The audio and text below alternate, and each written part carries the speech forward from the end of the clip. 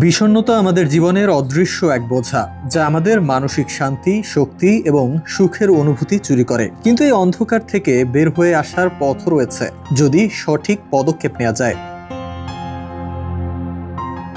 মন বিষণ্ণ লাগলে ব্যায়াম আমাদের শরীর এবং মনকে তাজা করে তোলে। ব্যায়াম এমন হরমোন নিঃসরণ করে যা আমাদের সুখানুভূতি এনে দেয়। প্রতিদিন হাঁটা, দৌড়ানো, যোগব্যায়াম বা পাইলেটস প্র্যাকটিস করলে মনে শান্তি ফিরে আসবে।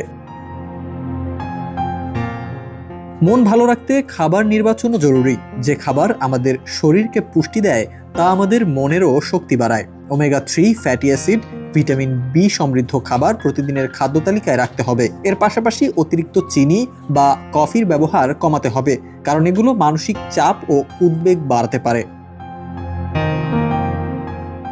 মন যখন অস্থির থাকে, ধ্যান বা মেডিটেশন শান্তি ফিরিয়ে আনে। প্রতিদিন 10 থেকে 15 মিনিটের জন্য নিজেকে কিছু সময় দিলে মনের শান্তি ফিরতে পারে। বিষণ্ণতার সময়ে একা থাকা খুবই কঠিন হতে পারে। বন্ধু বা পরিবারের সদস্যদের সঙ্গে সময় কাটানোর মাধ্যমে মনের জোর বাড়ে।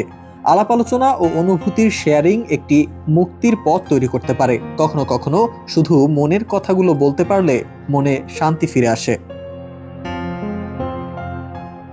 ঘুমের অভ্যাস মানসিক শান্তি রক্ষা করতে সহায়ক। যথেষ্ট বিশ্রাম না নিলে মনে চাপ বাড়তে পারে। তাই প্রতিদিন নির্দিষ্ট সময় ঘুমানোর চেষ্টা করা এবং ঘুমের পরিবেশকে শান্তিপূর্ণ রাখা জরুরি।